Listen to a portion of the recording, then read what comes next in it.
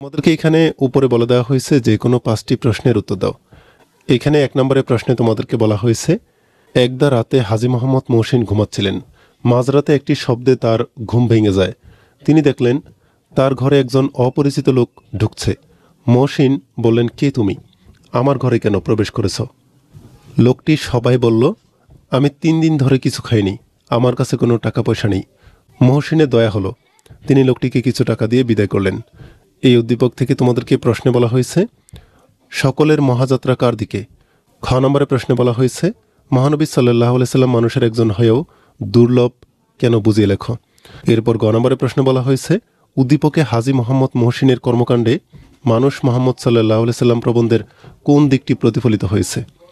গ নম্বরে প্রশ্নে বলা হয়েছে, উদ্দীপকের প্রতিফলিত দিকটি মানুষ মোহাম্মদ সাল্লাল্লাহু আলাইহি সাল্লামের প্রবন্ধের সমগ্রতা ধারণে সক্ষম নয়। মন্তব্যটির যথার্থতা যাচাই করো। এরপর 2 নম্বরের সৃজনশীল প্রশ্নে তোমাদেরকে এখানে বলা হয়েছে, নাসিমা বাবা মাকে হারিয়ে ফুপুর বাড়িতে আশ্রয় নেয়। সে কথা বলতে না পারলেও সকাল থেকে রাত পর্যন্ত অবিরাম কাজ করে। ফুপার অফিসে যাওয়ার সময় খাবার দেওয়া, ফুপাতো ভাই বোনের স্কুলে যাওয়ার সময় সাহায্য করা, ফুপুকে ওষুধ খাওয়ানো সহ কোনো কিছুই তার কাছ থেকে বাদ যায় না। এসব করে নিজেকে ক্লান্ত মনে হয়। এখান থেকে সে চলে যেতে চায়, কিন্তু কোথাও যেতে পারে না, বৃদ্ধ ফুপুর মায়ায়।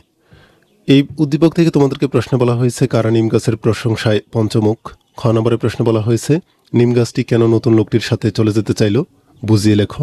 গ নম্বরে প্রশ্ন বলা হয়েছে, উদ্দীপকের ফুফুর পরিবারের লোকজন নিম গাছ গল্পের কাদের প্রতিনিধি ব্যাখ্যা করো। এরপর ঘ নম্বরে প্রশ্ন বলা হয়েছে, উদ্দীপকের নাসিমা নিম গাছ গল্পের মূল প্রতিপাদ্য, উভয়ের পক্ষে যুক্তি দাও। তাহলে আমরা এখানে 2 নম্বরের সৃজনশীল প্রশ্নটিকে দেখে ফেললাম। এরপরে আমরা দেখিনি 3 নম্বরের প্রশ্নটিকে। 3 নম্বরের প্রশ্নে আমাদেরকে এখানে বলা হয়েছে, দেখিনো সেদিন রেলে কুলি বলে এক বাবু সাপ তারে ঠেলে দিলে নিচে ফেলে, চোখ ফেটে এলো জল, এমনই করে কি জগৎ জুড়িয়া মারো যাবে দুর্বল। এই উদ্দীপক থেকে তোমাদেরকে ক নম্বরের প্রশ্ন বলা হয়েছে, বোধনবাসী কি? খ নম্বরের প্রশ্ন বলা হয়েছে, দেখিবে বিশ্ব তোমাকে নমস্কার করিবে, ব্যাখ্যা করো। এরপর গ নম্বরের প্রশ্ন বলা হয়েছে, উদ্দীপকের কলি উপেক্ষিত শক্তির উদ্বোধন প্রবন্ধের যাদের প্রতিনিধিত্ব করে তাদের সম্পর্কে আলোচনা করো। এরপর ঘ নম্বরের প্রশ্ন বলা হয়েছে, উদ্দীপকের উল্লিখিত বাবু সাপ যেন উপেক্ষিত শক্তির উদ্বোধন প্রবন্ধের আভিজাত্য গর্বিত সম্প্রদায়ের প্রতিনিধি, মন্তব্যটি বিশ্লেষণ করো। এরপর 4 নম্বরের প্রশ্নে আমাদেরকে এখানে বলা হয়েছে, রবীন্দ্রনাথ ঠাকুরের ছেলেবেলার ব্রজেশ্বর ছিল তাদের বাড়ির চাকরদের সর্দার। বাড়ির ছোটদের তত্ত্বাবধান ও খাবার পরিবেশনের দায়িত্ব ছিল ব্রজেশ্বরের উপর। ছোটরা খেতে বসলে সে সবাইকে একটি একটি করে লুচি আলগোছে দুলিয়ে জিজ্ঞেস করত, আর দেবে কিনা। রবীন্দ্রনাথ তার মনোভাব বুঝতে পেরে লুচি, দুধ ইত্যাদি খাবারে নিজের অনীহা প্রকাশ করতেন। বেঁচে যাওয়া এসব খাবার চলে যেত ব্রজেশ্বরের আলমারিতে। এই উদ্দীপক থেকে তোমাদেরকে এখানে ক নম্বরের প্রশ্ন বলা হয়েছে, আব্দুর রহমান কার মতো লেখকের মুশকিল আসান করবে? খ নম্বরের প্রশ্ন বলা হয়েছে, আব্দুর রহমান তার গোঁফ কামিয়ে ফেলার জন্য বলেছিল কেন, ব্যাখ্যা করো। গ নম্বরের প্রশ্ন বলা হয়েছে, উদ্দীপকের ব্রজেশ্বর এবং প্রবাস বন্ধু আব্দুর রহমানের মাঝে আচরণগত যে বৈসাদৃশ্য ফুটে উঠেছে তা ব্যাখ্যা করো। এরপর ঘ নম্বরের প্রশ্ন বলা হয়েছে, উদ্দীপকটি প্রবাস বন্ধু গল্পের মূল ভাবকে তুলে ধরতে ব্যর্থ হয়েছে, মন্তব্যটি বিশ্লেষণ করো। এরপর আমরা দেখিনি 5 নম্বরের সৃজনশীল প্রশ্নটিকে। এখানে আমাদেরকে খ বিভাগ দেওয়া হয়েছে। খ বিভাগ হচ্ছে পদ্য। 5 নম্বরের প্রশ্নে বলা হচ্ছে, বাবার সঙ্গে ঢাকায় বেড়াতে এসে ছিনতাইকারীর কবলে পড়ে উৎপল ও তার বাবা। এক পর্যায়ে ছিনতাইকারীরা উৎপলকে আঘাত করতে এলে বাবা তাকে সরিয়ে দিয়ে নিজে ছিনতাইকারীর ছুরিতে রক্তাক্ত হন। হাসপাতালে ডাক্তার সাহেব যখন উৎপলকে জানান যে এই মুহূর্তে রক্ত না দিলে রোগী বাঁচানো যাবে না, সঙ্গে সঙ্গে উৎপল তার শরীর থেকে প্রয়োজনীয় রক্ত দিয়ে বাবাকে আশঙ্কামুক্ত করেন। এরপর ক নম্বরের প্রশ্নে এখানে তোমাদেরকে বলা হয়েছে, জীবন বিনিময় কবিতায় কোনটিকে সবচেয়ে শ্রেষ্ঠ ধন বলা হয়েছে? খ নম্বরের প্রশ্ন বলা হয়েছে, কবি জীবন বিনিময় কবিতায় নীরবতাকে নিষ্ঠুর বলেছেন কেন? গ নম্বরের প্রশ্ন বলা হয়েছে, উৎপলকে সরিয়ে দেওয়ার মধ্য দিয়ে উদ্দীপকের পিতার মাঝে জীবন বিনিময় কবিতার বাদশাহ বাবরের যে পরিচয় মেলে তা ব্যাখ্যা করো। এরপর ঘ নম্বরের প্রশ্ন বলা হয়েছে, ভাবগত ঐক্য থাকলেও উদ্দীপকটি জীবন বিনিময় কবিতার ঘটনার প্রবাহের সমর্থক নয়, মন্তব্যটি বিশ্লেষণ করো। এরপর আমরা দেখে নিই 6 নম্বরের সৃজনশীল প্রশ্নটিকে। 6 নম্বরে এখানে স্তবক 1, সবুজ ধানে মাঠ ছেয়েছে কৃষক তাহা দেখলে চেয়ে, রঙিন আশায় স্বপ্ন এলো নীল নয়নের আকাশ ছেয়ে। স্তবক 2 কত গভীর তৃপ্তি যে গো লুকিয়ে আছে পাল্য প্রাণে জানুক কেহ, নাইবা জানুক সে কথা মোর মনই জানে। এই উদ্দীপক থেকে ক নম্বরের প্রশ্ন বলা হয়েছে জ্যোৎস্নার চাদরে কি ঢাকা। খ নম্বরের প্রশ্ন বলা হয়েছে ক্ষুধার কসম আমি ভিনদেশি পথিক নই, কবি এই কথা বলেছেন কেন। গ নম্বরের প্রশ্ন বলা হয়েছে স্তবক 1 এর চিত্রে আমি কোনো আগন্তুক নই, কবিতার যে দিকটি মূর্ত হয়ে উঠেছে তা ব্যাখ্যা করো।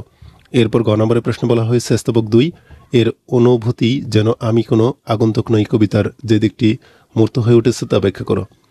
তাহলে আমরা এখানে 6 নম্বরের প্রশ্নটির কেমন হতে পারে তা দেখে ফেললাম। এরপরে আমরা দেখিনি 7 নম্বরের প্রশ্নটিকে। 7 নম্বরের প্রশ্ন আমাদেরকে এখানে বলা হয়েছে রাসেল একজন হকার, প্রতিদিন সকাল হলেই সে খবরের কাগজ নিয়ে দাঁড়ে দাঁড়ে যায়। এটাকে সে অনেক বড় দায়িত্ব মনে করে। সে ঝড় বৃষ্টি উপেক্ষা করে দায়িত্ব পালন করে। এতে তার কোনো ক্লান্তি নেই, স্বল্প পরিশ্রমেও তার অসন্তুষ্টি নেই। সে মনে করে টাকার চেয়ে দায়িত্ব বড়। এই উদ্দীপক থেকে ক নম্বরের প্রশ্ন বলা হয়েছে কত বছর বয়সে সুকান্ত ভট্টাচার্য মারা যায়। খ নম্বরের প্রশ্ন বলা হয়েছে রানার প্রতিদিন কেন ছুটে চলে। গ নম্বরের প্রশ্নে উদ্দীপকে রানার কবিতার যে দিকটি ফুটে উঠেছে তা ব্যাখ্যা করো। গ নম্বরের প্রশ্নে উদ্দীপকটি রানার কবিতার মূল ভাবের আংশিক রূপ উক্তিটি মূল্যায়ন করো। এরপরে আমরা দেখিনি 8 নম্বরের প্রশ্নটিকে। 8 নম্বরের প্রশ্ন বলা হয়েছে রাহেলা বেগম মুক্তিযুদ্ধে স্বামী সন্তান হারিয়ে দুঃখের সাগরে আজ ভাসছে। তিনি দেখেছেন নদীতে, রাস্তাঘাটে, বন জঙ্গলে অসংখ্য লাশ। মানুষ নিরাপদ আশ্রয়ের খোঁজে পাড়ি দিয়েছে দূর দূরান্তর পথ, অথচ একমাত্র সন্তান জীবন দিয়ে তাকে উপহার দিয়েছে স্বাধীন মানচিত্র। তাই তো রাহেলার চোখে আটকে থাকে লাল সবুজ পতাকা। এই উদ্দীপক থেকে ক নম্বরের প্রশ্ন বলা হয়েছে অবুজ শিশু কোথায় হামাগুড়ি দেয়। কবি খাণ্ডবদাহন দিয়ে কি বুঝিয়েছেন। গ নম্বরের প্রশ্নে উদ্দীপকে তোমাকে পাওয়ার জন্য হে স্বাধীনতা কবিতায় যে চিত্র ফুটে উঠেছে তা ব্যাখ্যা করো। ঘ নম্বরের প্রশ্ন বলা হয়েছে উদ্দীপকে রাহেলা বেগমের ছেলের মতো অসংখ্য মানুষ আত্মত্যাগে বাংলাদেশের স্বাধীন হয়েছে। তোমাকে পাওয়ার জন্য হে স্বাধীনতা কবিতার আলোকে বিশ্লেষণ করো।